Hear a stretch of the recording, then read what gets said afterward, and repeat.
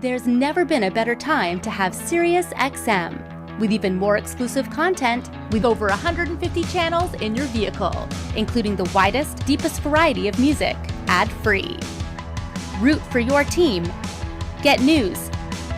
Listen to whatever makes you laugh. And hear all about your favorite stars. Your Platinum Plan offer includes more than ever before to enjoy online, on your phone, or at home. Create your own ad-free personalized stations powered by Pandora. Hear ad-free extra channels filled with music and enjoy favorite shows with SiriusXM Video. Thousands of hours of shows and performances on demand. What you love is on now.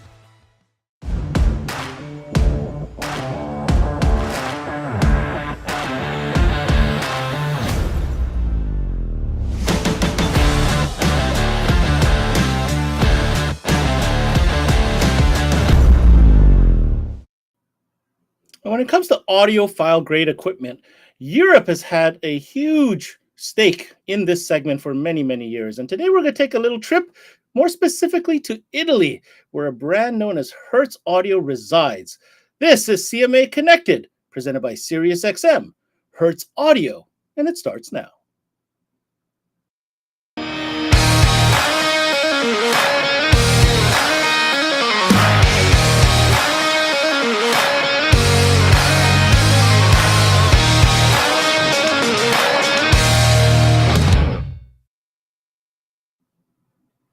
What's going on, everybody, and thanks for tuning in to another CMA Connected presented by SiriusXM. I am your host, Ben Wu, and we are continuing down the path of audiophile grade sound. This is, of course, a very, very fun session for me and for many of you out there. Thanks for tuning in each and every day. On the menu today, we are talking about Hertz Audio, yes, from the manufacturer known as Electromedia out of Italy.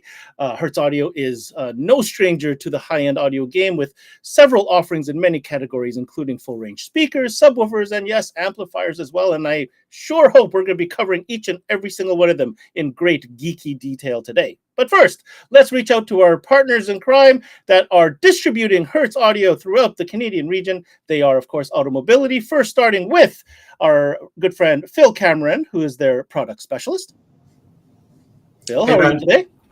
Doing fantastic. We've got a couple other guests, but first let me start with you, Phil. I know when you came back on, you were very excited to kind of get into the mode of all this great new gear, especially with having Ken Ward as a resource for training. What have you learned most, or what do you appreciate most in this journey for you getting back in tune with car audio and being involved with a brand like Hertz Audio? There's so much that I've learned over the past couple of months when I came back, but we do carry some of the best car audio gear in the industry, and looking forward to another presentation from Ken. Amazing. Every time he speaks, I learn something new. Even if he speaks about something we spoke about before, I still learn something new. So doesn't that seem to be the case? I would have to say I share the same sentiment with you. Now, I want to warn you and our viewers listening that I've kind of given Ken the go ahead to be Ken, unabridged, unleashed, unboxed. He's going to geek out harder than he normally is allowed to. So we've given him the permission. But before we get to that, let's also bring in another important player within the Automobility family. He's representing the firm. He's, of course, a product specialist and might I say, CMA veteran, Mr. Justin Bond. Please come on in, Justin. Mr. Hey Bond. guys, how you doing? I love the background. Love the background today. It's music, right? It is music. It's all about the music. Yeah, totally. So you heard what I said about Ken. I want to hear your take on it. This is kind of new for you too, right? I mean, you've spent a lot of your recent years representing many, many high-end brands, and now you've landed this position, which lets you play with this level of stuff. What's your feedback so far? So, I mean, I think when we talk about the grade or the quality or the segment of the market that we're in, we're talking about constant innovation. We're talking about proprietary information and design and engineering and creation of new technologies and new materials, and then implemented at the finest level, right? And I think that's really kind of what separates the real players in this segment from the other people. Is there's not off-the-shelf stuff. It is built, it is designed, and it's all purpose driven. And to kind of be associated with Phil and with Ken, and to have the kind of support team available to that, it's for me, it's super exciting. I Ken and I probably talk more than he wishes we did. So, but yeah, to have that kind of support behind us, and like you said, when Ken is unapologetically Ken in these trainings, the transparency is there, right? Yeah, Ken absolutely. He'll talk about every part that's manufactured to do what it does and why it does that. It's not just a basket. It's not just a former. It's not, why was this part picked for this? And I think when we get to this level of price and of product and kind of what's required by it, or what people are chasing, I think everything matters, And so for me, it's been super exciting, and it's been fun to rock and roll on the other side. I'm loving it. It's great. I guess before I bring Ken on, the one thing I wanted to kind of get your input on, both Phil and Justin, is, Ken is an incredible resource. And when we're talking about audiophile grade equipment, people are tuning in, if they're still with us or they're tuning into this, they expect a certain level of performance, ingenuity, quality, and all those features. And this is why these type of sessions that we have, we're going to go a little bit deeper than we normally do, because really when it comes to charging this kind of money to the customer and to be able to present it, these are the little things that make the difference. Do you agree? What do you think of that, Justin? Oh, 100%. And I mean, the ability to convey that to help justify the price tag for our dealers or for people on the floor, I think is important.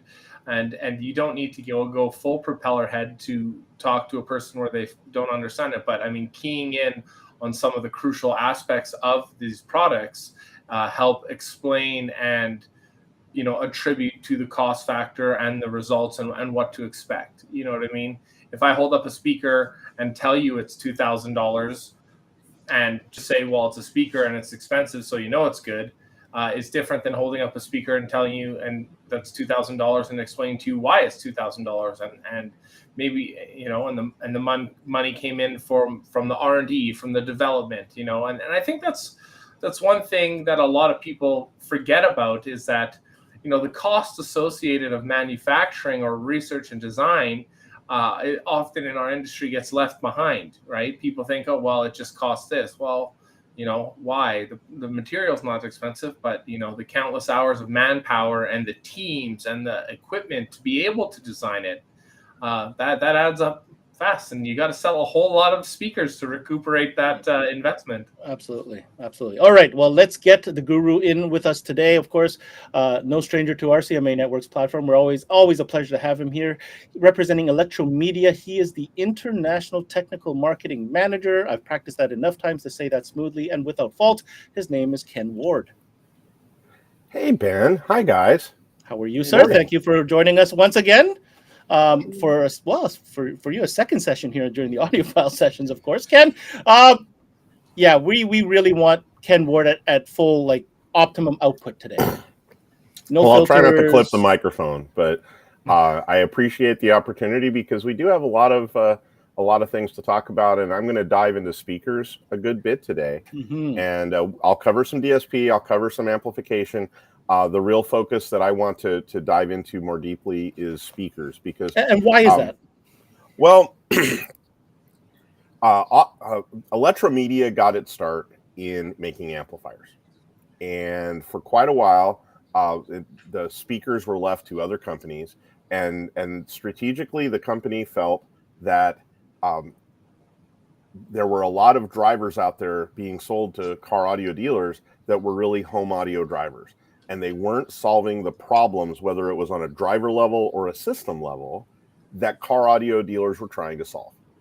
So what I'm going to dive into today is I'm going to talk a lot about Legend, because Mille Legend is the Hertz flagship, and it is really something that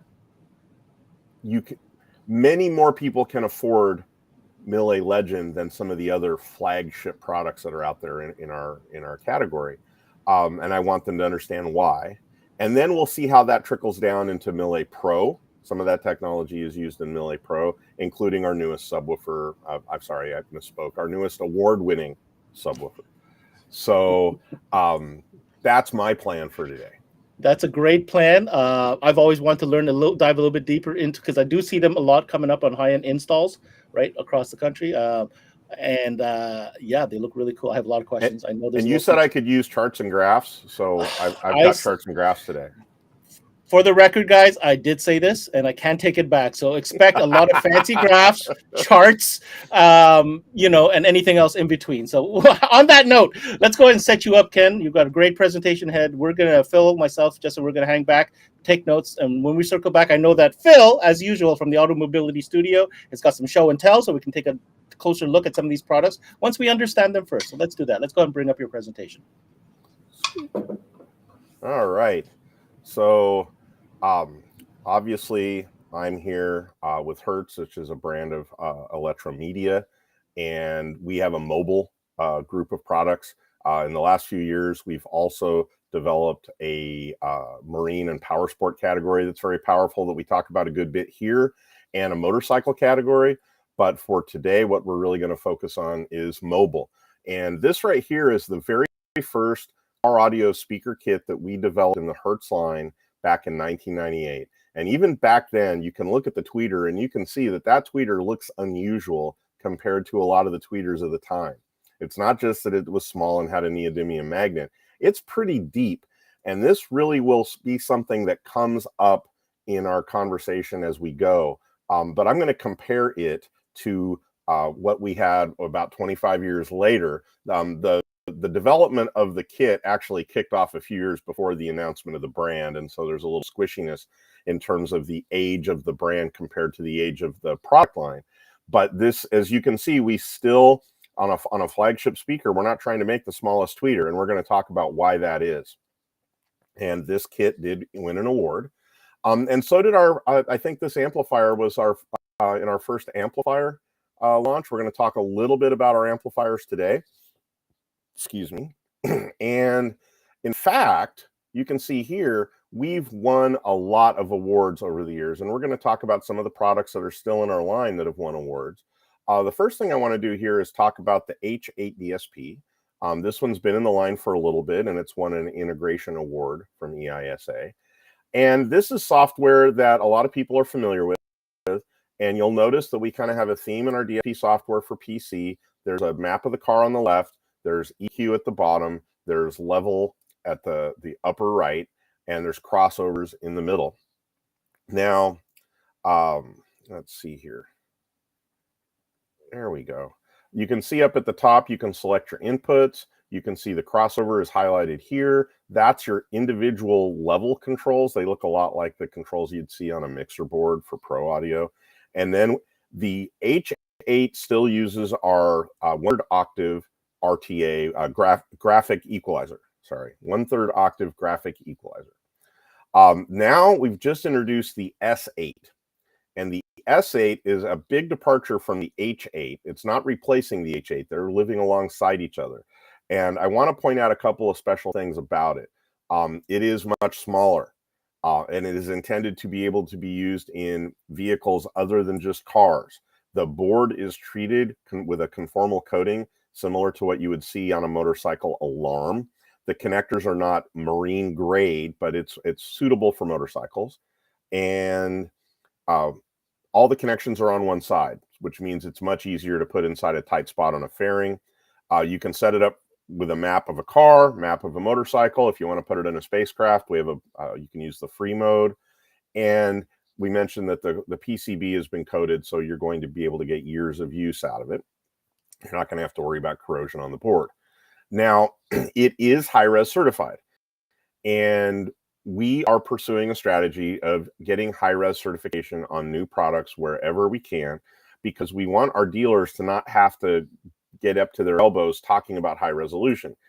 We see some of the head unit companies putting high-res badges on a lot of very basic speakers, and we would like to make sure that rather than having to explain what the badge actually means, which is a little bit arcane. We just want our dealers to be able to say, yes, this is also certified. Is that important to you? It does have 6 channels in, and this is a big difference compared to the H8, which only has 4 channels in.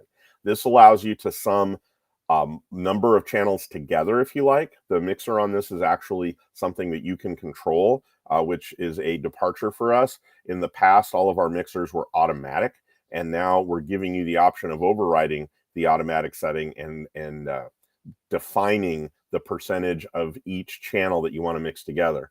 The S8 also has our USS loading circuit to prevent muting behaviors on OEM systems. This is something that has been added to the H8. So now both of our Hertz DSP processors have USS loading on the speaker level inputs. The S8 also has a dedicated pre-in, and this is something the H8 doesn't have unless you use the aux input on the H8. And then it has a SPDIF coaxial input that can get you up to 96K if you're using a digital signal. It does have 8 RCA outputs. They're all 4-volt capable, and there is a limiter built in that will prevent you from accidentally clipping the output of the S8 when you're tuning the system, which can be important in situations like motorcycles where you're wearing a helmet and you're driving down the road and you might not notice clipping at full output, but will help you stay out of there. Now, one thing that's a big departure for the S8 is that it's sort of an experiment in our part. We went ahead and did a Mac app, an Android app, and an iOS app for the S8. And we're going to see how that goes out in the market. We're going to see how dealers like it. It works over Bluetooth when you're using the iOS or the Android app. And then there's a connector for USB for using PC software. And there is in the smartphone app, there is a DRC control function. So if you want to have a DRC, you can use your smartphone. You don't need to install a knob on a motorcycle that wouldn't be weather resistant. And you can set up everything with either the PC software or the smartphone app. There is no restriction in functionality going one way or the other. And here is a cool photograph of using the iPad version of the app, which is you can kind of notice in this EQ curve in the picture, we use parametric equalization, but we use it as an option. So each of the bands is a graphic band unless you right click or hold on it, and then you can get into a deeper layer of control. And these are the screens that you would have on the smartphone apps. Now, DRC screen is on the left. The individual channel EQ and crossover and level screen is in the middle, and then the overall level screen is on the right. That's the PC software. You can see that it resembles the H8 software and that there's a map of the vehicle on the left, there's EQ at the bottom, there's level crossovers. It will be familiar to a dealer who has used the H8 before. Now let's talk about mobile and talk about speakers, and then after that we'll talk about amplifiers for just a couple of minutes. And this is where we build all our speakers. This is our factory, or the La Voce division, really, of our company. It's a very important division of our company. And aside from our car audio speakers, it builds pro audio drivers for our own brand and for several customers, including Dolby and a few other pro audio companies that I can't mention. We've developed our own in-house software that allows us to model speakers. We actually have a member of our team who is a multi-decade veteran of loudspeaker development, and he was explaining to me how faster we can test and model speakers than we could at the beginning of his career because of the software that we have developed. We do use Clipple prototype testing and manufacturing testing equipment. So all of the speakers you see here, when they come off the production line, they have gone through a complete distortion test. Now, before I talk about our speakers specifically, I'm going to talk about some acoustic principles for a moment. And then when I talk about the speakers, hopefully the aspects of the speakers will make more sense. So if you've got a speaker, and this here is one of our 6.5-inch drivers, there's a thing called dispersion that talks about which direction the sound will emit from the speaker. And for a 6.5, you've got a range that is omnidirectional, where if you're operating in this range, it doesn't matter which direction the speaker is aimed, it will sound the same. And then above that range, we get into something that I call the narrowing range. And the narrowing range means that the speaker will sound slightly different if it's aimed at us than it will if it's aimed away from us. And then finally, we will get into a range above that that I call the beaming range, where the speaker will only sound clear at those frequencies if it is aimed directly at us. And this principle is really important in car audio for two reasons. One reason is when you put a speaker in a car, oftentimes you have to put a 6.5-inch speaker at the bottom of the door. And depending on the frequencies involved, we may have a problem hearing some of those frequencies when it's in the bottom of the door. And this is really, really different from where many of us have an opportunity to evaluate speakers, because many of us, including our clients, often evaluate speakers in a display board at eye level aimed directly at us. And so the experience of evaluating a speaker in that situation is really different than listening to it in a car. And we, as a company, have taken what turns out to be an innovative position where we really want our stuff to sound good in a car. And you would think that everybody in our industry wants things to sound good in a car, but it turns out that if you don't maximize the board performance, it can be difficult for some speakers to actually ever get installed in a car. So it turns out we have several category occupants whose focus is the display board and not the performance after installation. And I wish this didn't make us special, but it turns out that it does.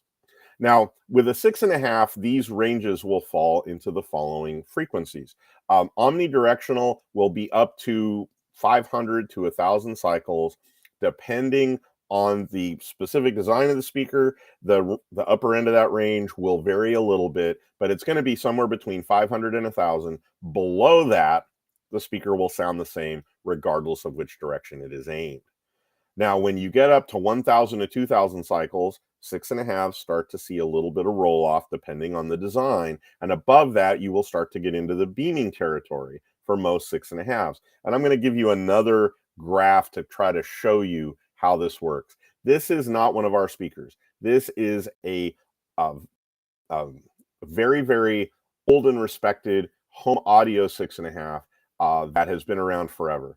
And the three lines signify, the black line is how it sounds when it's aimed at you, like if you used it in a home audio speaker, or if you put it in one of our display boards in many of our stores. The green line is how it sounds about 30 degrees off axis. And that roughly describes how it sounds from the passenger door if you're seated in the driver's seat. The red line describes 60 degrees off axis. And in many cases, the driver speaker relative to the driver is even more than 60 degrees off axis. Sometimes it's close to 80, but we're going to use the red line to describe how it performs from the driver's seat when the speaker's in the driver's door. And you can see that up to a certain point, they track each other pretty well. And I'm going to call that the omnidirectional range. And within that gray square, it doesn't matter which direction you point the speaker. And in this particular speaker, it looks like they're pretty close up to around 800 or so. And above 800 Hertz, you can see they start to diverge a little bit. We'll call that first area there the narrowing, where it will get quieter in that band, which goes up to, with this speaker, around 2,000 Hertz. Up to around 2,000 Hertz, there's a little bit of difference between 0 degrees, 30 degrees, and 60 degrees. So this means two things in a car. It means that the mid-range will be somewhat more distant and muted in a car. And it means that the mid-range will not sound the same on the left and the right sides. This is one of the reasons that our DSPs allow you to EQ the left and the right side differently, so that if you're trying to get the best performance at the driver's seat, we can get that for you. Now, when you get above 2,000, this is what I call the beaming area, where you get decent performance at most frequencies if it's aimed at you, but if it's not aimed at you, you really are seeing a deterioration in the output level of the speaker. Now, why does all this matter? I'm glad you asked. Um,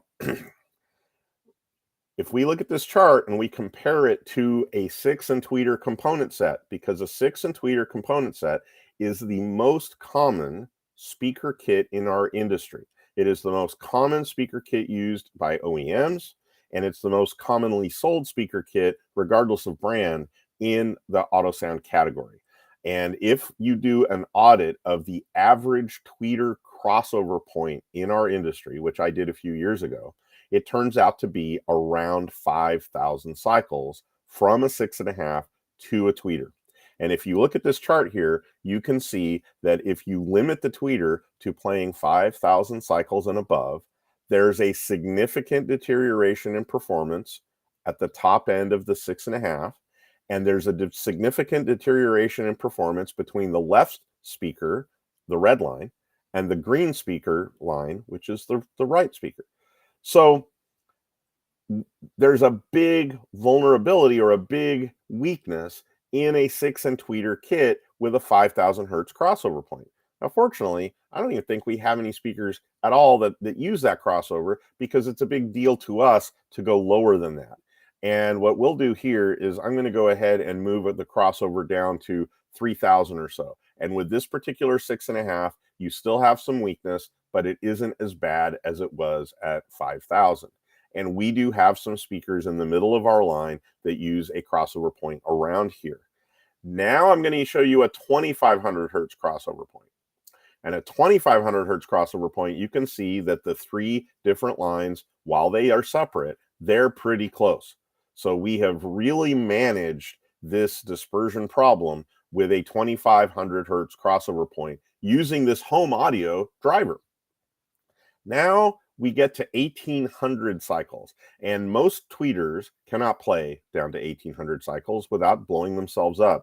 And most speaker brands don't have a tweeter that can play this low that they can offer you. But we're going to show you in a bit why we showed you this chart, because we do have a tweeter that can play to 1,800 cycles. And so I'm going to talk about that more in a minute. Now, if you actually use a three-way kit, and we do have a couple of three-way kit possibilities within the Hertz brand, you can see the reason that you use a three-way kit, because you can cross over the top end of the 6.5 so low that you have completely avoided the dispersion problem. And in this scenario here, the the mid bass from the 6.5 will be the same left and right, and you won't have an asymmetric performance problem in the car.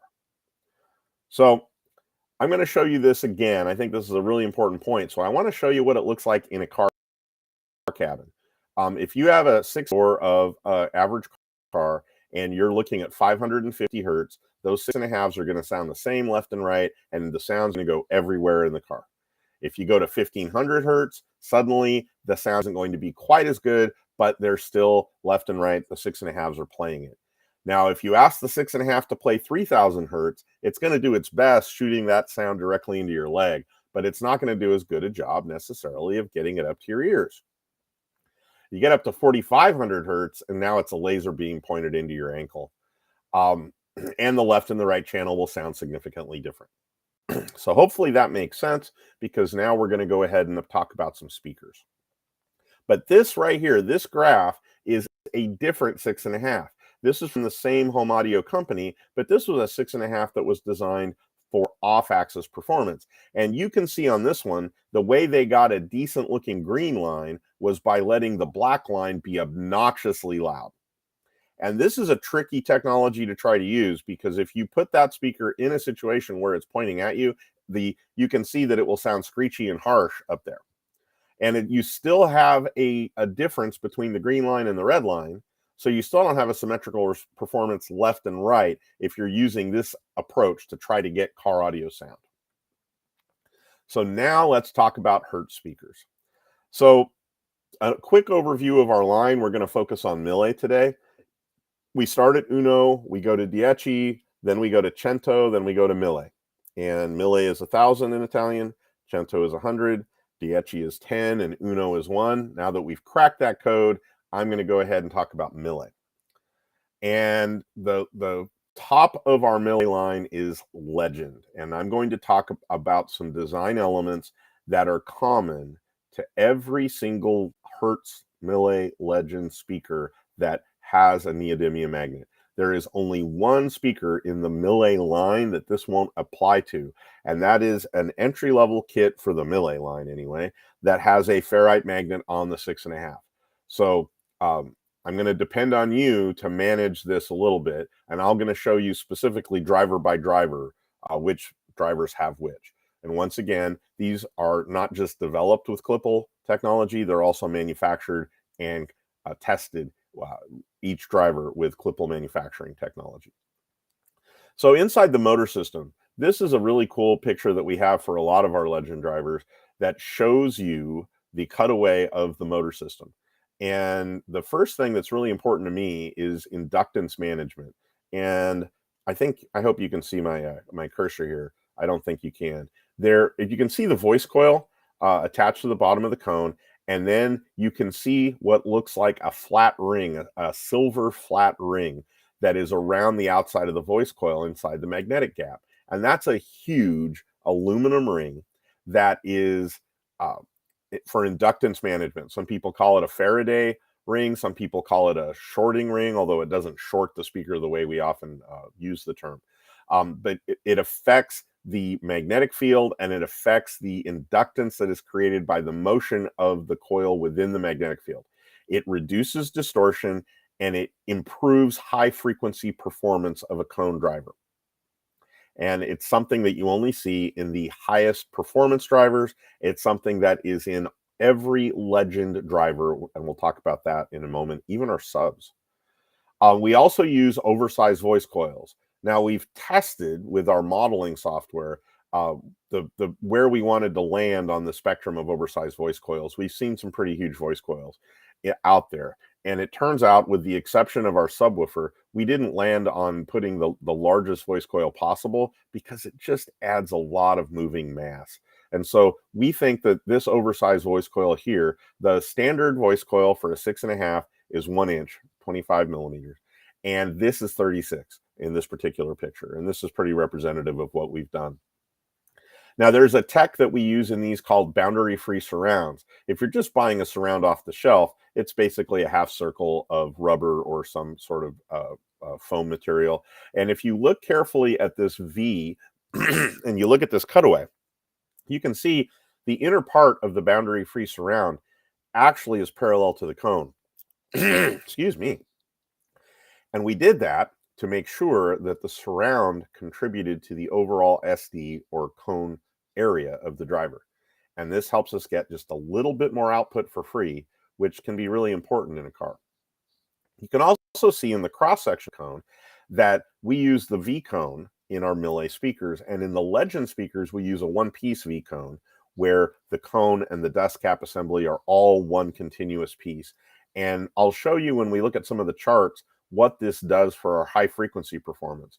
It turns out that a lot of speakers will end up with some distortion contributions from the dust cap, and you will always have some sort of breakup modes from the area where the dust cap is mounted to the speaker, but you have to manage those. How you design the speaker is how you manage those outputs, because no speaker is literally perfect. We have to manage the outputs that we don't want from it.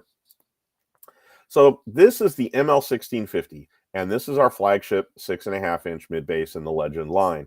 And you can see in this picture, looking at the back, the magnet is not very large, and that's because we use neodymium.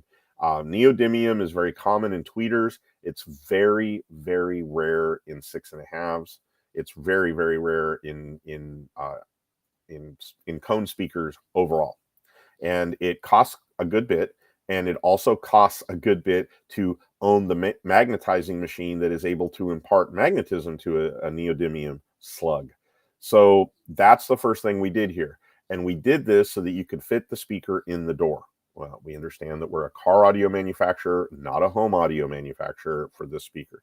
And so if we make a speaker that sounds incredible and you can't fit it around the window regulator mechanism, we've got a problem. So that's the first thing that you see here.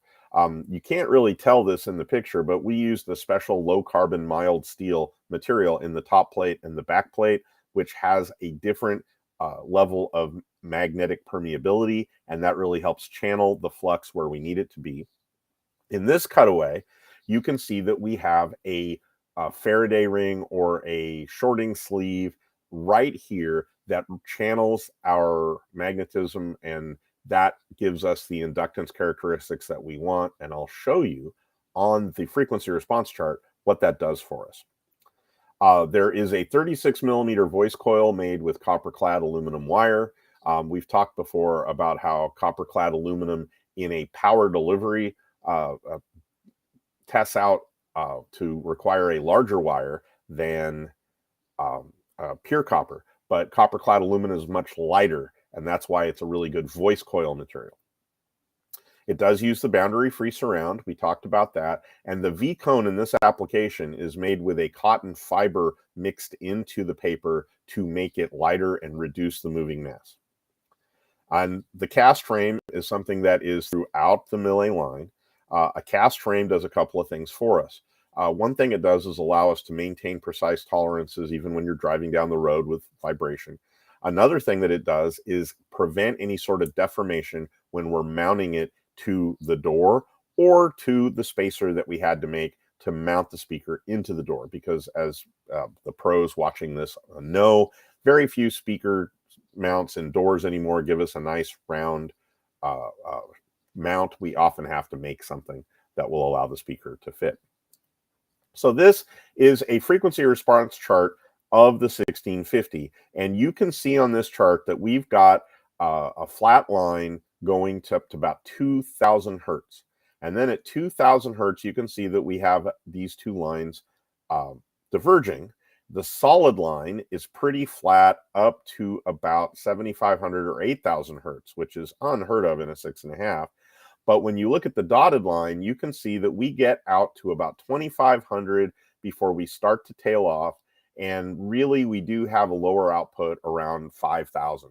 So this 6.5, if we had a tweeter that was crossed over at 5000 and we didn't have a three-way kit with a mid-range, this 6.5 would have a weakness at the very top end of its response. But it does play significantly higher, even off axis, than the home audio driver I showed you at the beginning. And we're going to circle back and show you this more about this in a moment.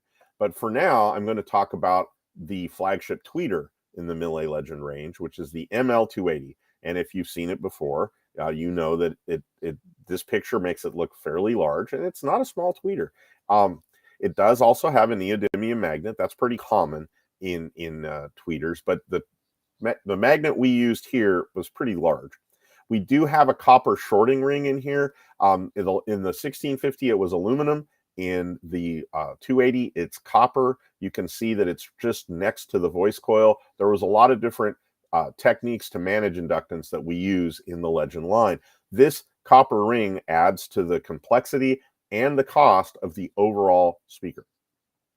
The dome is actually a 35 millimeter dome. You don't want to be thrown off by the fact that the part number says 280. You might think it's a 28 millimeter dome. It's actually a 28 millimeter voice coil attached to a 35 millimeter dome. The Tedalon fabric in the dome is a silk cotton a mix to help it be lighter. And once again, the voice coil is copper clad aluminum. The faceplate, from this angle, you can see that the faceplate is not flat. It actually has a bit of a bevel around it, and this acts almost like a mini waveguide for the cone of the speaker. So it's not just for looks, it also affects the output of the speaker. Every part in that picture, except for the neodymium magnet and the copper parts, are made out of a solid aluminum frame, which also includes the chamber on the back. We've got damping underneath the dome, and we've got damping also in the rear chamber. Now, if you've worked with subwoofer enclosures for some time, you know that if you have a really small sealed enclosure and you want it to behave like a slightly larger sealed enclosure when in conjunction with the speaker, you will put some damping material in the enclosure, and that will get you 10 or 15% more apparent volume because of the adiabatic performance of the damping material in the enclosure. So In this situation, we've done the same thing with the tweeter that we often do with subwoofers, and that helps extend the low frequency performance of the 280. I'll show you a chart in just a moment. And hey, there's the chart. So first off, I want to show you the orange line. And the orange line is the impedance of the speaker. The peak in the impedance is what tells us the resonant frequency of the speaker. And in this case, it's 900 Hertz. That's an incredibly low mechanical resonance for a tweeter, but that's what allows us to play this tweeter down to 1800 Hertz in an active configuration. Now, if you look at this tweeter, you can see that it actually has a bit of a rising response from 1000 Hertz up to about 10,000 Hertz. It's not dramatic, it's gentle, but you can see it's a bit of a rising response. And then it's flat from 10,000 to 20,000. And you can see that on axis, we actually have significant output all the way to 30,000, which is where this chart stops. Now, off axis, you can see that we're flat from about 1,000 all the way to about 1,800. There's a little jiggle at 1,800, but we have meaningful output and flat response from this tweeter all the way to 20K in an off-axis installation. Now, this is important for dealers to note because sometimes with a tweeter at this price point, shop may believe that they have to build fabricated mounts to get good performance out of a tweeter at this price point so that it is on axis. And we agree that if you go to that level of fabrication, you will get the best performance from your tweeter in the very upper region. But we want people to understand that the reason this tweeter was built the way it was is so that if you put it in an off-axis position, you still get good performance from it. So we appreciate that many of our dealers have the ability to fabricate beautiful tweeter mounts, and we appreciate that they've got a clientele who will pay them to do so. But if you've got an opportunity to sell this tweeter and you can't fit that into the budget, we want you to understand the performance characteristics of this tweeter. Now, that said, I'm going to overlay the performance of the ML280 and the performance of the 1650 on top of each other. And this is a little bit confusing to look at. My apologies. The graphs do not have the same horizontal resolution, so I had to distort one of them to make the lines match on top of each other. But you can see here that if you look at the 2500 Hertz point, you can see that our tweeter is playing strongly all the way down to 2500, plays well below 2500. And you can see that our 6.5 is playing flat to 2500. So if we were to use a 2500 Hertz crossover point in this situation, we would have, and I don't like to use this word if it's not merited, but we would have a seamless transition from the output of the 6.5 to the output of the tweeter. And we do, because the 1650 and the 280, you can purchase those in a la carte mode and set them up in an active system if you like. And in that situation, you can run a crossover as low as 1800 cycles. But if you buy a kit that comes with them, if you buy the kit where they come together, the passive crossover operates at 2500. And once again, most speakers would be doing this at 2500, but the Mille Legend two-way kit in the 1650 will do this at 2500. That's the advantage of the walk I've just taken you on to explain why we built these speakers the way we did. And in so doing, this is the kit I was talking about, the MLK 1650.3. And this won an in-car speaker system award the year it was introduced. And one of the reasons is that off-axis performance that it delivers. So thanks for sticking with me through that. I know it was a long walk. Now I'm going to talk a little bit about the ML700, which is the Legend 3-inch or 70 millimeter mid-range. It's got a neodymium magnet because we've got to fit it in the dash. It's got a copper shorting sleeve that is actually probably the largest inductance management ring of anything other than the mid-woofers. And it added significantly to the cost of the ML700, but it really gives us a great performance payoff. It also uses a single layer voice coil. You can get greater power handling with multiple layers of voice coil, but it also raises your inductance quite a bit. And if you're worried about upper frequency performance, you will get the best inductance characteristics out of a single layer voice coil. It does use the boundary-free surround. It does use the V-cone with cotton fiber that we talked about in the ML1650, and it does use a cast frame. Now, here's the frequency response of the ML700. And you can see on this chart, it is almost perfectly matched all the way to 3,000 cycles. It starts to diverge a little bit around 4,000 cycles. If you get above 5,000 cycles, you can see that this speaker off axis would have a lower output. If it was on axis, you would actually have to EQ it down a little bit. I do know some people that have used this speaker in a wideband application. That's not really its design intent, but you can do it. And I've seen people use this as a mid-range in a center channel in some upmix cars, and it will do that for you.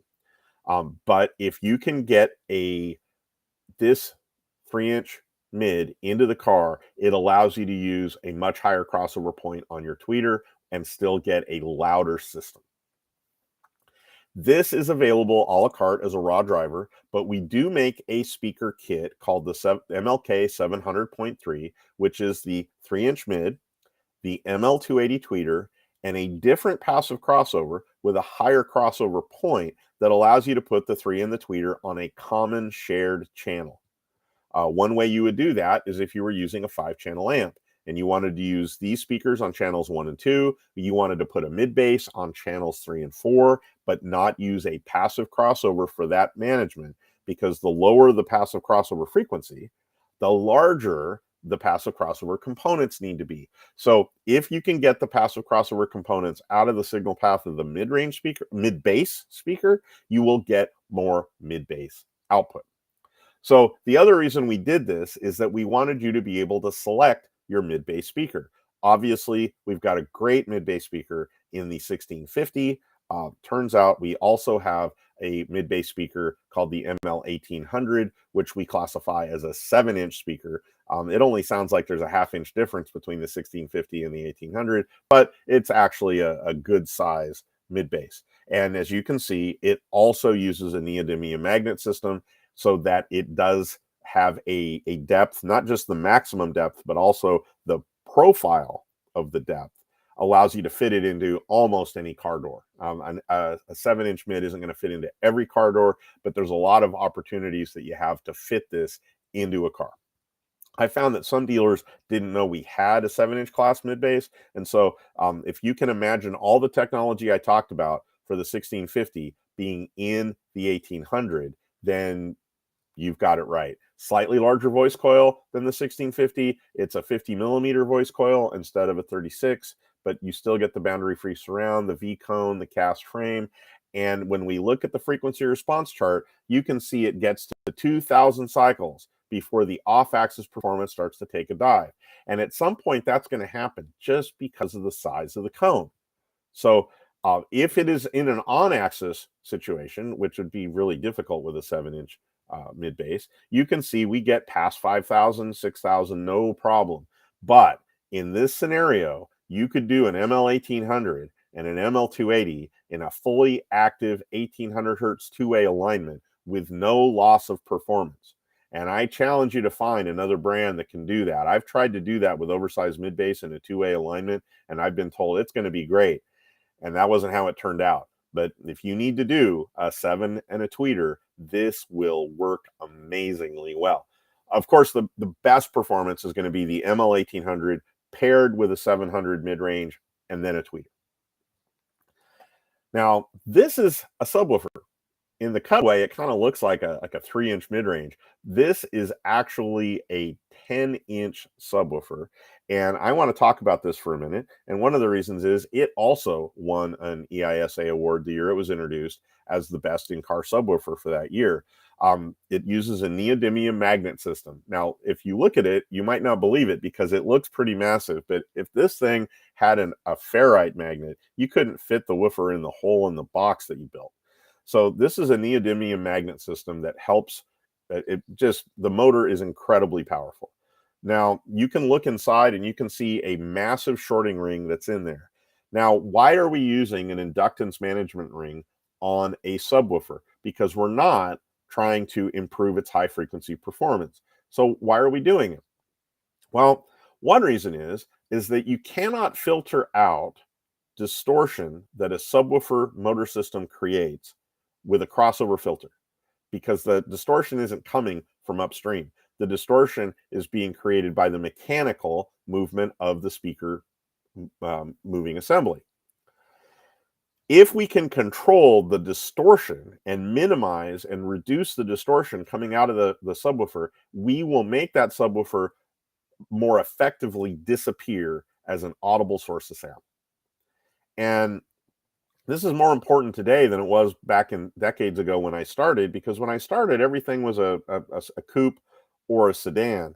And nowadays, not only do we have hatchbacks, we have a lot of SUVs and we have a lot of premium pickup trucks where the subwoofer is very close to us. In a pickup truck and a crew cab pickup truck, it's right behind our head and there's no rear seat blocking it to speak of. There's no trunk storage wall blocking it. If there's distortion coming out of out of that subwoofer, it is right behind our heads. And so the ML2500 has very low distortion outside its passband. And so if you put it in a vehicle where it's got a direct line of sight to the listener's ear, it is still going to disappear as a source of sound. Thanks for sticking with me there, because that was a bit of an explanation. It does have a 4-inch voice coil. You can see there it's a multi-layer 4-inch across voice coil. The back piece is vented. The pole piece is vented to get it cooling in there. And the back plate is also vented to relieve pressure. And this technology was done to make sure that we could have an incredibly high power handling. I don't even know if I have a slide that says the power handling, but I want to say that it's 600 watts RMS and 1200 watts peak for the ML2500. It's just a beast of a subwoofer. It does use the boundary-free surround to get a little extra surface area. And instead of cotton, the V-cone actually has a mineral injection into the cone to add stiffness without adding a lot of moving mass. We also make an ML2000, which is an 8-inch subwoofer, and it has all of the features I just talked about of the 2500, including the 100 millimeter 4-inch voice coil, but it's in an 8-inch. It's a great sounding speaker. I want to caution you, if you're going to use an ML2000, don't assume it has the same dimensions as other off-the-shelf 8-inch subs. Pull the tech sheet for the dimensions and the hole centers. The hole centers are slightly smaller than some of the off-the-shelf frames. And if you try to just drop this into an enclosure you built for some other subwoofer, the hole centers might not line up on the flange the way you expect. So pull the data sheet. This is a unique subwoofer with a unique frame. Now we're going to transition for a moment from the Legend. That's really the Legend speaker line. I'm going to talk now about the Mille Pro speaker line just for a couple of minutes. And that, when you look at the part number here, the P is for Pro. MP 28.3 means that it's a 28 millimeter driver. Although, once again, this has a 35 millimeter Tedalon dome. It also has a 28 millimeter voice coil. If you look at this cutaway, it looks an awful lot like the 280, the Legend 280 that we looked at a few minutes ago. But if you look very closely, you will notice two things. One of them is the housing for this speaker is made out of an injection molded polycarbonate, and it is not made out of aluminum. And there is no inductance shorting ring. It does have double neodymium magnets. It does have damping on the rear loading chamber. It does have the same 900 Hertz resonant frequency at the low end as the ML280. But if you look at this chart, you'll see it doesn't play quite as high as the ML280. In fact, I'll lay the two on top of each other, and you can see that the ML280 has better high frequency and off-axis performance out to 20K. But the 28.3 is definitely available at a lower cost. So if you're building a system, that driver is available both in a kit and it's available a la carte. Now, the most popular tweeter in the Mille line is the 25.3, which is based on a tweeter we've had in the Hertz line for many years. We used to have it in the high energy line. and it has a 29 millimeter dome and a 25 millimeter voice coil, and it has a bit of a chamber on the back, although it isn't as effective. It's not as large a chamber as the ML280, and it doesn't give you the same resonance characteristics. Neodymium magnet, there's the chamber, the single air voice coil, damping underneath the dome. So if you get the performance of the MP25.3, a couple of things you want to notice. One is on axis, it gets just beyond 2K. Off axis, you do see a roll off in the upper octave between 10K and 20K. That's pretty common with the 25 millimeter cloud tweeter.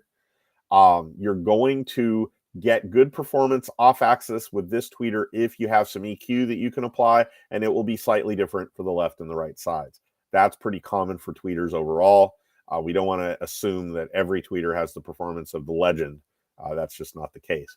You can also notice that there's an unusual resonance pattern down at the 800 and then 1800 hertz area.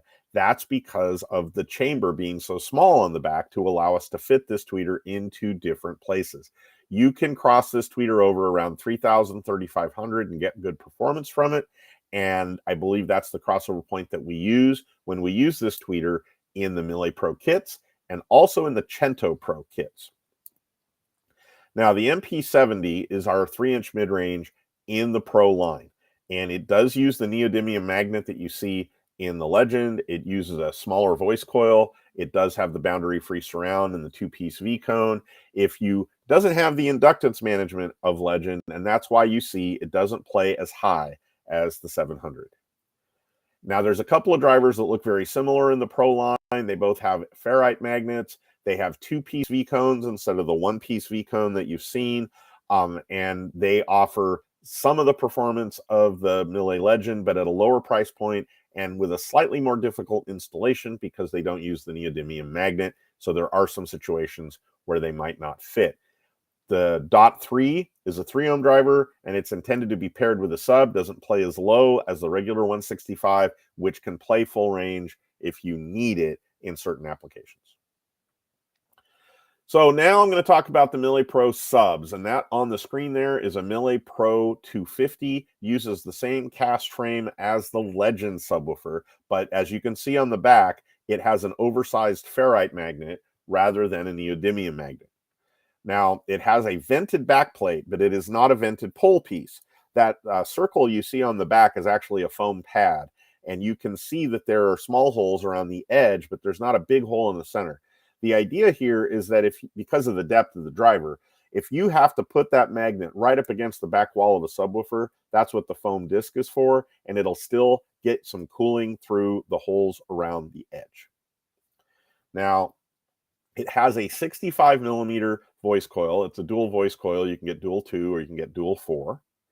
And it does use the boundary-free rubber surround, and it does use the V-cone, a single a V-cone with the integrated dust cap that has the mineral injection like the Legend.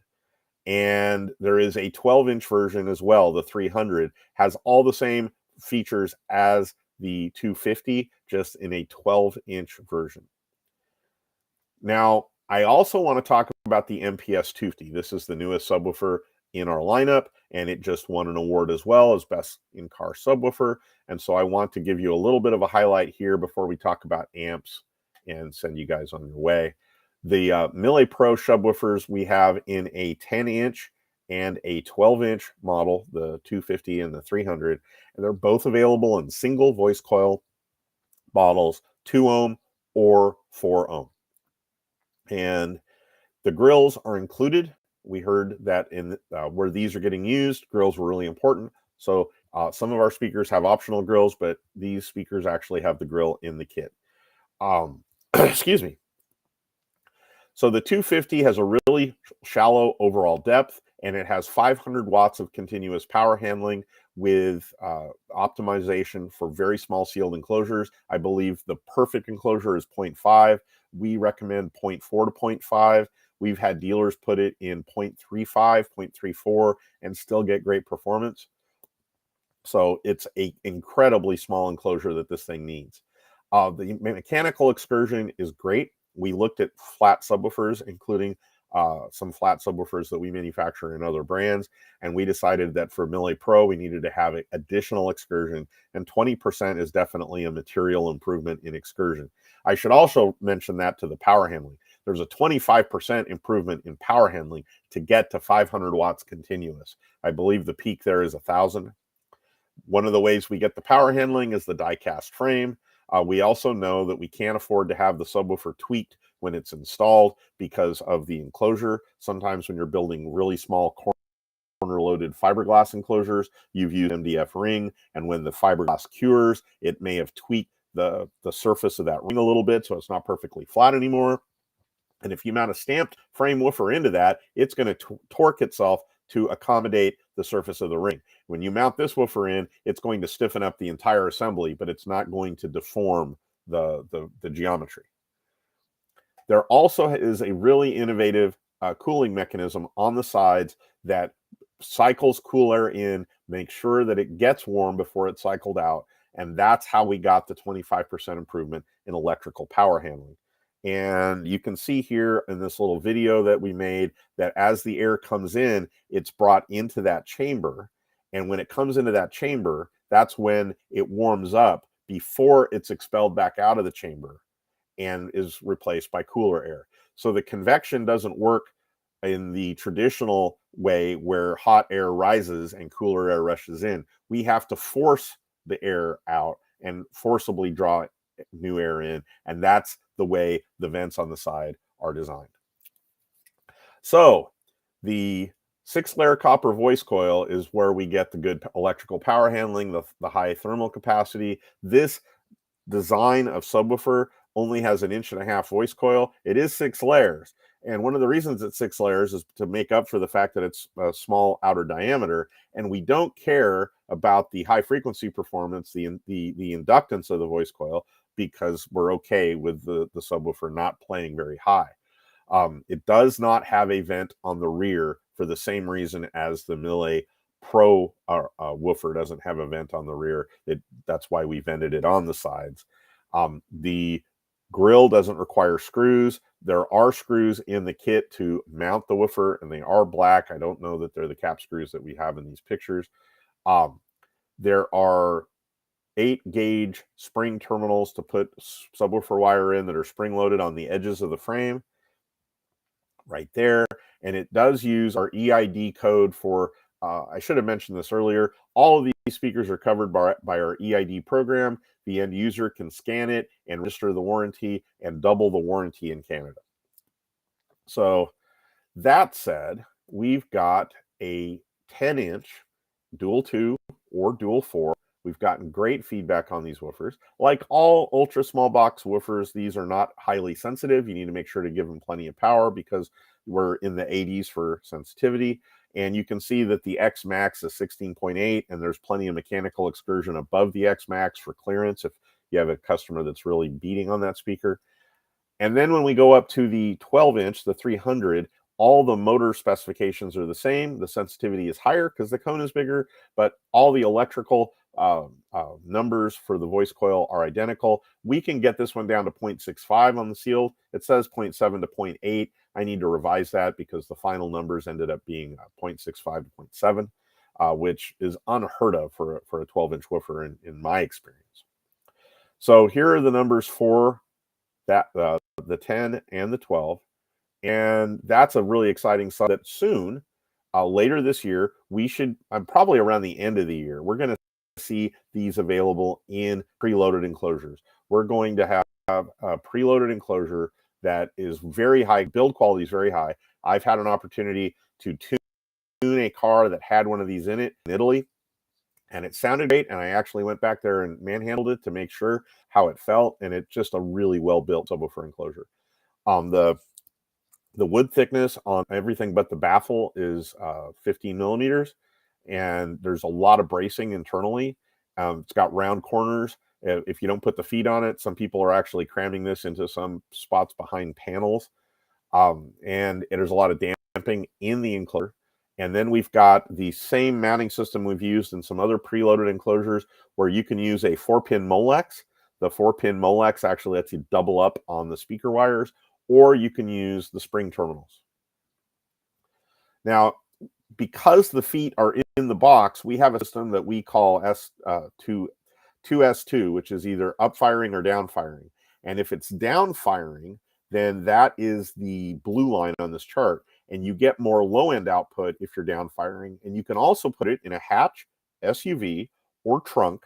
And it doesn't have any problem with you setting groceries on top of it. It becomes part of the load floor. It actually has material on the feet like a dual lock to keep it from sliding around inside a trunk.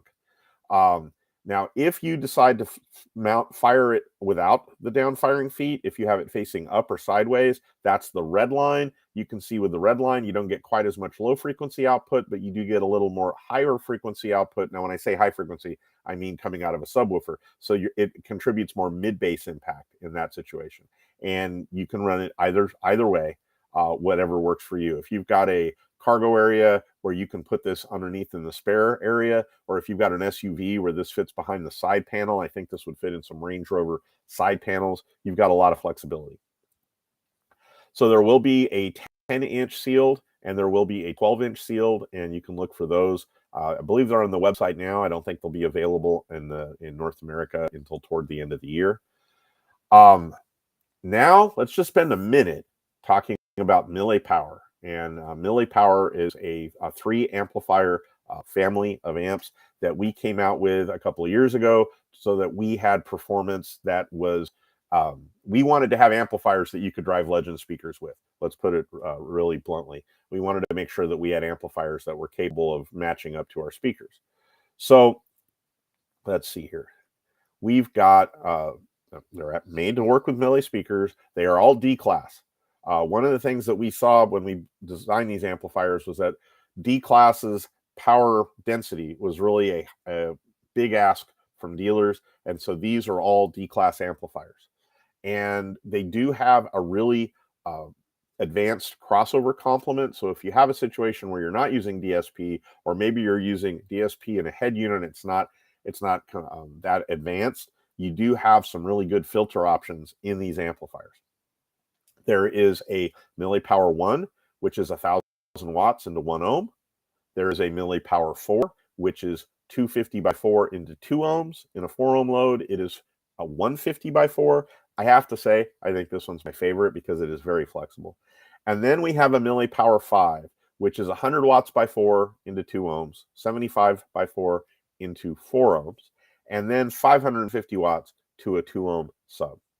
So of these, you can take a Mille Power 4, bridge it down to 2 channels that are 500 watts per channel into a 4 ohm load, and drive 2 subwoofers, 2 4 ohm subwoofers with that, and have 1,000 watt subwoofer amplifier in a smaller package than the Mille Power 1. And then you can use a matching Mille Power 4 on your front or your front and rear. It's a really flexible family of products.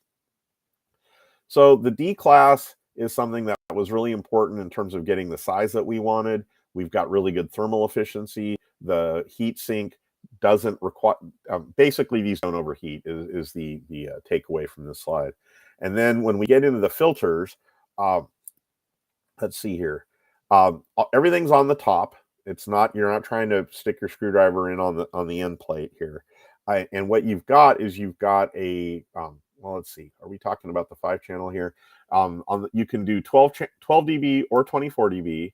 You can do low pass, high pass, or band pass on certain channels. I believe band pass on the 5-channel allows you to run 3 and 4 band pass, 1 and 2 high pass, and you can actually go up and do tweeter crossover points if need be there.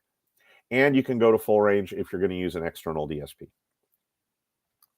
The LEDs actually give you good trouble codes if there's a problem in the wiring, if there's damage that happens to your installation and the amplifier has to go in to protect, it's going to tell you what happened and help you troubleshoot it. So the Mille Power 1 has a sub-level control optional, and it's 600 watts into a 4 ohm speaker, and it does 1,000 watts into 2 or 1. And the signal to noise is amazing for a D-class. Mille Power 4 actually has 150 by 4 into 4, 250 by 4 into 2, and you can bridge it to 500 by 2, and it's got an amazing signal to noise. And then there is also a subwoofer level option for the 5-channel amp where you can bridge it as a 3-channel if you want and make it 200 by 2 and 550 by 1 into 2 ohms. And it's got a great signal and noise. So there's the family of Mille power amplifiers. So we've covered our DSPs, we've covered our industry leading speakers, and we've covered the Mille power family of amplifiers. And so, Ben, as I like to say, other than that, I've got nothing. Mr. Ward, I do appreciate the effort you put into that presentation. I think this is one of the best presentations that I've seen, or I've had the opportunity to sit in on, because of the detail that you went into. I don't know if my colleagues here agree. I would believe they do. Let's go ahead and take down this presentation. Let's discuss what's going on. And as promised, of course, we're going to take a look at some show and tell product as well. But if I may, and I will, make a couple of comments. I wrote down a couple of things that I was very impressed with this presentation. Number one, the intentful engineering behind how the drivers work with one another from a frequency, response, and performance level that you were brilliantly demonstrated with those charts.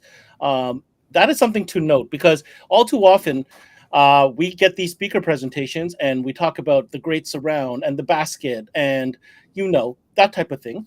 But it's nice to know that engineers at Hertz took the time to make sure that they are manufactured, engineered, and designed specifically to work seamlessly with one another. I wanted to take a second and talk about that.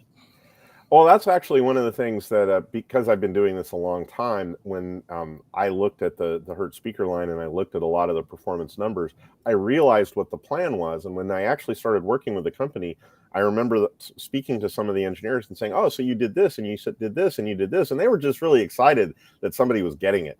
So that's one of the reasons that this position that I have was created, was to help get that message out. This is always a challenge for audio companies that are engineering focused, is making sure that the decisions that have been made that impart a cost to the product are understood and appreciated by people who are not everyday acoustic engineers. But they really did. They really had a plan, and it's a big jump for an amplifier company to decide that they're really going to become a speaker company who owns their own factory. And I'm pretty sure we can list the number of companies that have made that transition on the fingers of one hand. And so I'm really happy to be a part of it. Yeah, well, absolutely. Justin, anything you'd like to add based on that presentation? Well, like you said, when you talk about the way that it's purpose built, I mean, when we talk, quote unquote audiophile, one of the worst things that you can have is spending a lot of money on a stereo, getting in the car and listening to it, and being able to pinpoint or track or trace where the sound is coming from. Because that, at the end of the day, we do not want to be able to locate any speaker in the car, right? That is our goal. We want our image to be staged. We want it to be in the front. We want it to be like we're sitting at home in a chair in between two speakers, listening to, a well-recorded album or something. And because of the ability and the technology and how Hertz has built the speakers and allowing those tweeters to play as low as they do in a passive and active system, it really does increase the way that you can blend and the options you have. And like Ken said, most of you guys know me, especially out in Canada, and my opinion on giant pods in front of your face. Slam the brake on too hard and eat your 3-inch. And and I believe, compromise is there, but in this case, we are compromising location with the off-axis response, but we are not significantly sacrificing our frequency response or our quality or the money that we're spending. And I think it's the attention to detail and innovation that allows us to do that. And plus, I mean, when it comes to flagship products, very rarely is there a flagship product that carries you from amplifier to speaker to woofer, right? I mean, all the way through. That's a fair point. I've worked for other amazing brands in the past, but a lot of time it's brand A speaker with brand B amplifier, brand C DSP, and brand E subwoofer, right? Which, I mean, there's nothing wrong with that, but it just kind of goes forward. I think from a dealer perspective, Justin, it allows you to really build that brand loyalty amongst your clientele. That if you can step them in a lower level, and maybe more entry level Hertz system, and then step them up, show them what's ahead, right? I did mention the top of this at 2 points, and I want to make that second point right here. I think it's perfect timing for it. The top line speakers, the one that's available a la carte or in a kit, neodymium magnets, those cast basket, they are lower profile. That is installer friendly. That's number one. But number two, I think it's so important that dealers, you mentioned soundboard, Ken. And yeah, okay, it's at your eye level. It's flat against the board. There's no angle to them. It's on axis for all intents purposes. But I think this type of speaker deserves, if you can, I would strongly recommend having a space whereby you can simulate, an off-axis, more realistic type of scenario, ideally in a demo car. But also, this is the type of product that you should have ready to go to put into the customer's hand, so they could feel the weight of it, so they could see and all these great talking points that Ken brought to light today, the engineering, all these little things. That's how you sell a top level speaker. Do we have one of those, Phil? This is exactly why I wanted to bring this up. Mr. I Phil, you're up. I knew Ben was teeing it up here. Yes, it's sir. Funny, Ben. I had a boss who told me to stop taking things out of the box and handing them to customers until I explained to him why I was doing it, to make it real. And then he started doing it. So over to Phil. Let's take a look at that. Yeah. Sometimes I wish back in my 2-channel career that I could tear apart like a Wilson Watt puppy and show them what's inside, but I wasn't allowed. But anyhow. Phil, what you got for us? Oh, I do have tons of goodies, and I'd like to say, Ken, I'm keeping all of those for samples to go in my car again, right? Of course he is. One of How many cars do you have, Phil? How many cars do Yeah. you have? Because they seem to say that at every presentation. I'm going to buy more cars. That's not Gotcha. an issue. But Just one of everything, we all though. heard it. Ken said it was okay, right? We heard it on record. Perfect. Just tell one, him though, I- Phil. Just One tell 6.5, Rob I said it one was beater. fine. Yeah. All right. So what do you want to start with? I got some Legend subs. I got the 10, the 8, and I got the Mille Pro. Why don't we start with this the speakers? What do you have for speakers? 6.5. I have it here. Let me just change camera angle so you can see the speaker and not my ugly mug. So there we go. Let's full screen this, please. Let's take a closer look. So that grill, Phil, is that plastic? No, it's not. It's metal. Wow. Yeah. Oh, I like that. All right, talk us through, Ken. What are we looking at here? Well, I believe that is an ML1650 mid bass, the flagship mid bass. Yep, there we have it. You can see the vent on the back, and the magnet is a reasonable depth, but it's a really, really narrow profile. This is something that I've tried to talk to people about over the years about speaker depth. The maximum depth is one thing, but how wide the diameter is that exists at that depth is something else. And this speaker has a very narrow magnet. It's a beautifully made speaker, and you can see the overall depth is not very great at all. No, that's for an ultra high end speaker like that with the neo magnet and all the components, all the materials. That is very reasonable of a proposition for installation. So This is going to look great in my car. Now, fortunately, the beautiful part on the back you won't be able to see in your car, but if you hold it on the side, on the edge like you did, you can see that you can see the magnet there in the stack. That's actually the magnet. Now, let's go ahead and, do you have the mid-range?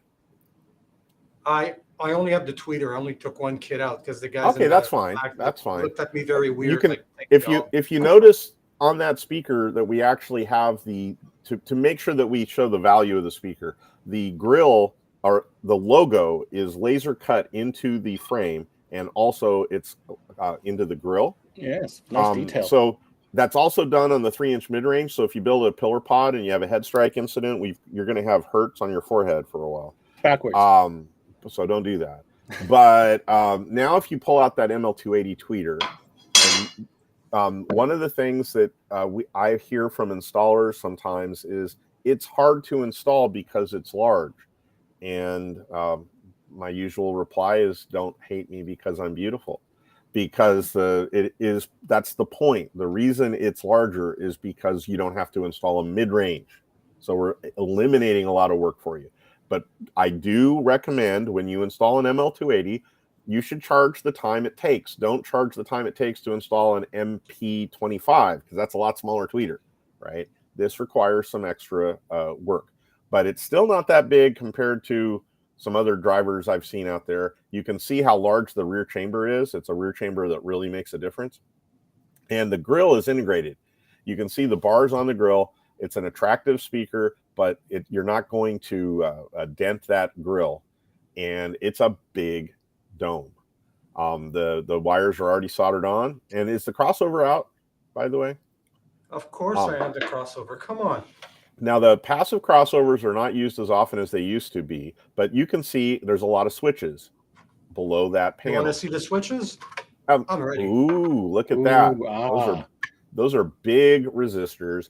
This is a point that I need to make about Hertz passive crossovers. Read the manual, because those switches come out of the box with most of our speakers, if not all. And there's 5 of them. 5 switches. Yeah. There are 5 switches. It's got the pancake, got the side to side, got the up and down. But anyway, you want to read the manual, because the default for those switches is the display board. And if you're putting it in a car and you want to know where to put the switches, you're going to have to read the manual.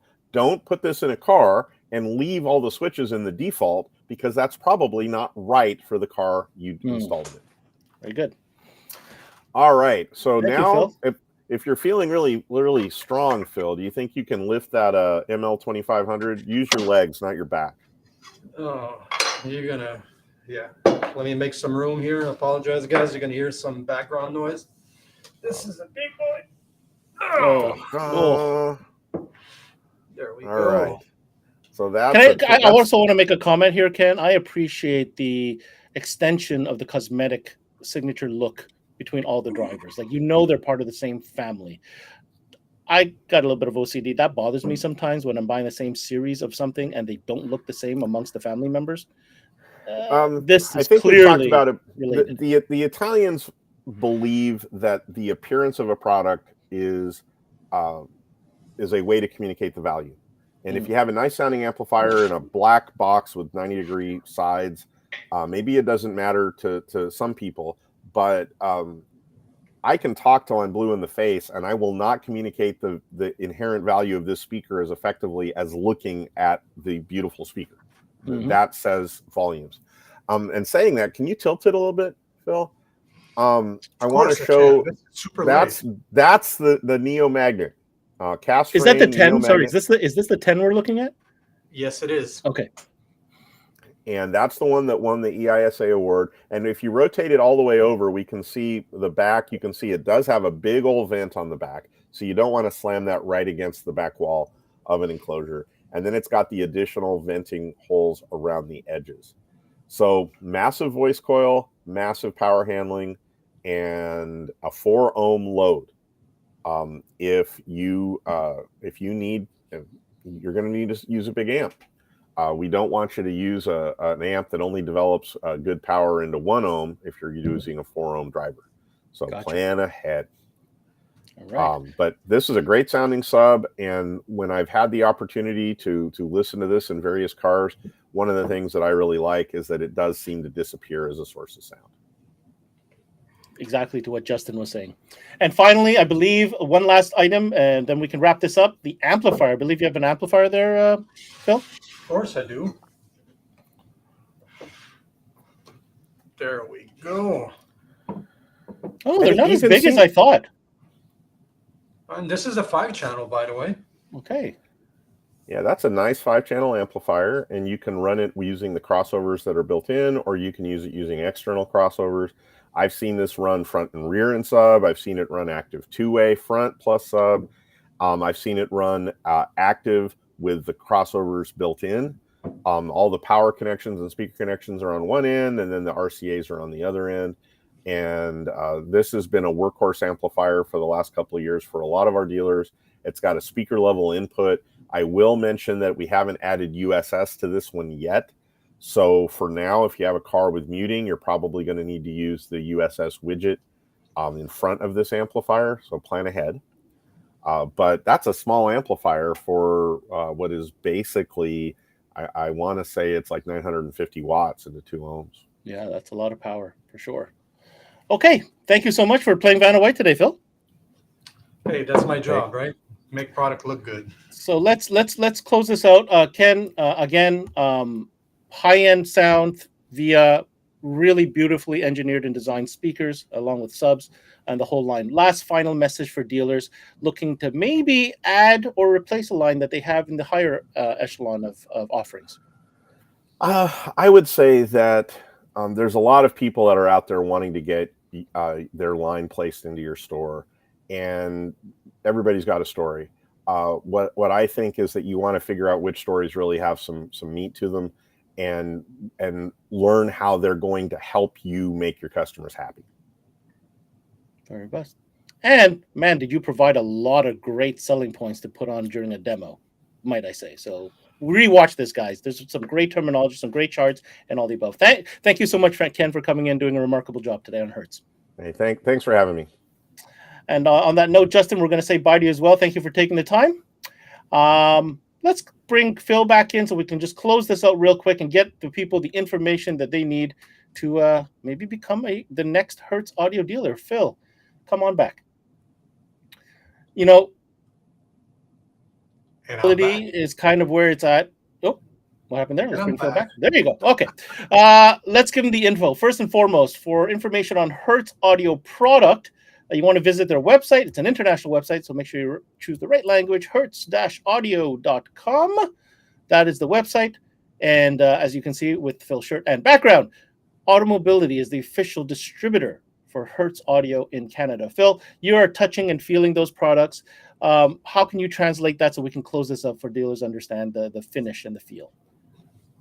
Well, just looking at the product, they look great, and you will anticipate them sounding great. And when you actually get to hear them, they will sound amazing. So you agree with me with what I said? This is one of those things you need to put that in the customer's hand after you lay the hearing and kind of finish off that whole demonstration. Yeah, you have to. And what I love about this presentation is Ken went into details to explain the why they did this and the what. Not just this is a good speaker, this is top of the line, costs this much, it will sound good.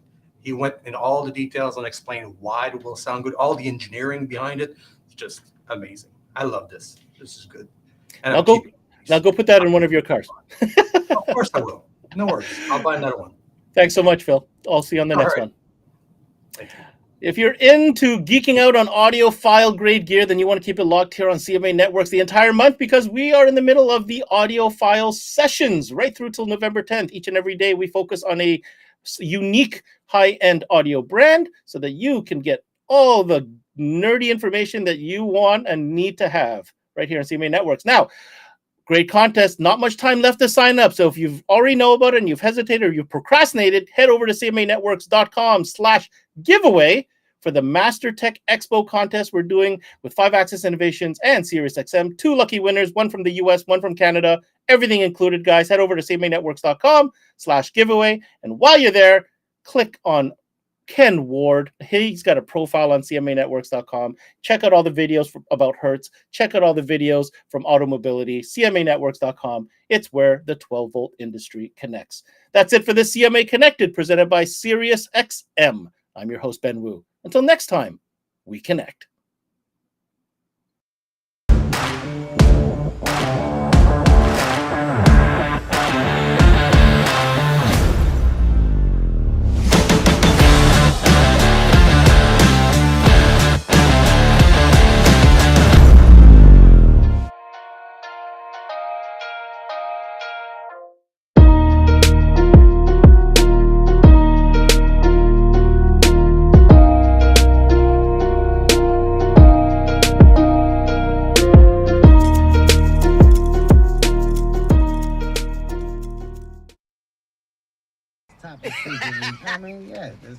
Stop it. Yo, roll it down. I am. You don't need a car to listen to SiriusXM. You can listen anywhere. You know that, right? What? Kevin Hart's Laugh Out Loud Radio. Kevin, you could use your phone. What? What? Alexa, play Kevin Hart's Laugh Out Loud Radio on SiriusXM. What?